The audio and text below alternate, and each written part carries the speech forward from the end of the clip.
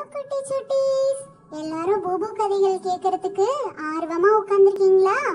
வாங்க, இன்னைக்கு நம்ம பூபு கதைகள்ல உயிர் எழுத்துல 4வது எழுத்தான ஈங்கிற எழுத்துக்கு நம்ம அவை பாட்டி ஈவது விளக்கேல் அப்படின்னு ஒரு கருத்தை சொல்லியிருக்காங்க. அதுக்கான கதையை தான் இன்னைக்கு நம்ம பூபு கதைகள்ல பார்க்க போறோம் குட்டீஸ். கதைக்குள்ள போறதுக்கு முன்னாடி அந்த லைக் பட்டனையும் சப்ஸ்கிரைப் பட்டனையும் பிரஸ் பண்ணிடுங்கடா. கதைக்குள்ள போகலாமா? ஒரு ஊர்ல சாதனான்னு ஒரு பொண்ணு 2ஆம் வகுப்பு படிச்சிட்டு இருந்தா. அந்த பொண்ணு ரொம்பவே நல்ல குணமுடையவளாம். எல்லார்கிட்டையும் ரொம்பவே பாசமா நடந்துக்க கூடிய அழகான குட்டி பொண்ணு அவ. எப்பவும் அவ தெருவுல இருக்கிற குட்டி பசங்களோட சேர்ந்து ஸ்கூலுக்கு போறது வழக்கமா இருந்துச்சு. அப்படி ஒரு நாள் ஸ்கூலுக்கு போய்கிட்டு இருக்கப்போ தெருவுல ரோடு சைட்ல ஒரு கால் இல்லாதவர் ரொம்பவே பசியில துன்பப்பட்டுட்டு உட்கார்ந்திருந்தாரு. அப்போ சாதனா என்ன பண்ணான்னா, அவ பையில இருந்த அவளோட லஞ்ச் பாக்ஸை எடுத்து அவருக்கு கொடுக்க முன் வந்தா.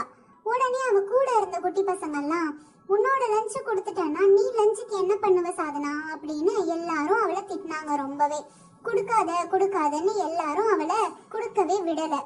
ஆனாலும் சாதனா, பாவம் இல்ல அவரு, எவ்வளோ வேலை சாப்பிடாம இருக்காரோ தெரியலையே, நான் ஒரு வேளை சாப்பிடாம இருக்கிறதுனால எனக்கு எதுவுமே ஆயிடாது, ஈவினிங் நான் ஸ்கூல் முடிச்சு வீட்டுக்கு போன உடனே அம்மா கிட்ட சொல்லி சாப்பிட்டுக்கிறேன், இப்ப அவரு பசியில கஷ்டப்படுறத பார்க்கவே முடியலையே, பாவமா இருக்காரே ரொம்ப அப்படின்னு சொல்லி அவ கையில இருந்த லஞ்ச் பாக்ஸ அவர்கிட்ட கொடுத்துட்டா.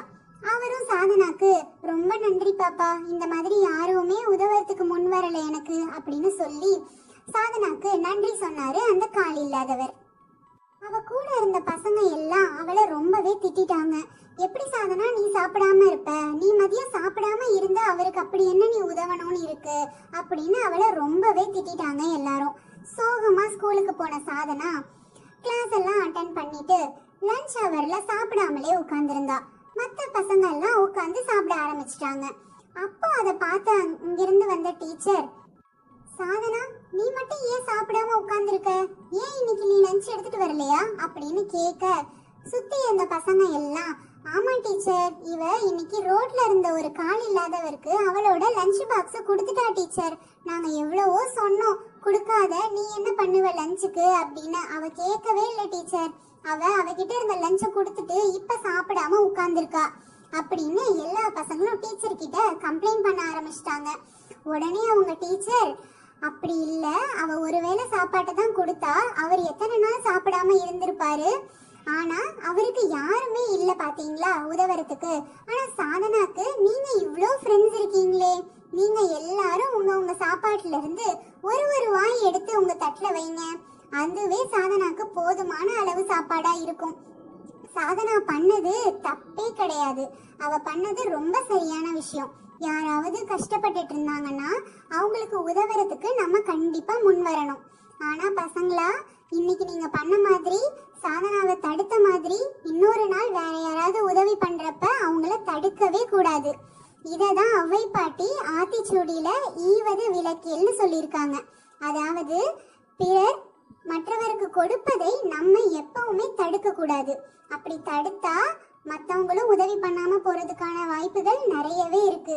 அதனால இனிமே யாரு உதவுனாலும் அவங்கள நீங்க தடுக்கவே கூடாது.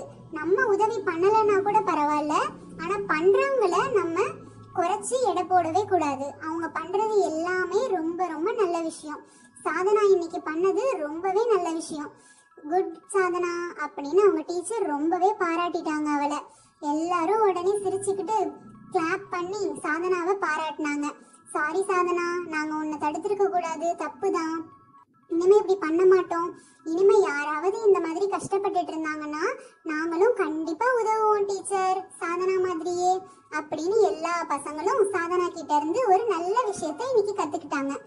ஓகேவா குட்டீஸ்? இதே மாதிரி யாராவது கஷ்டப்பட்டுட்டு இருந்தாங்கன்னா நீங்களும் கண்டிப்பா உங்களுக்கு உதவணும்.